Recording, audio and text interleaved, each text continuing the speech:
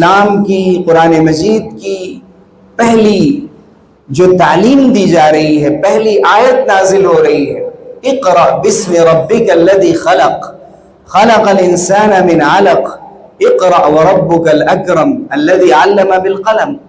مکے میں کوئی حکومت نہیں ہے، آس پاس جتنی حکومتیں ہیں سب میں ذات پات جو برہمنزم اور برہمن واد اور منوواد ہمارے اس ملک میں چلا آ رہا ہے وہ وہاں موجود تھا۔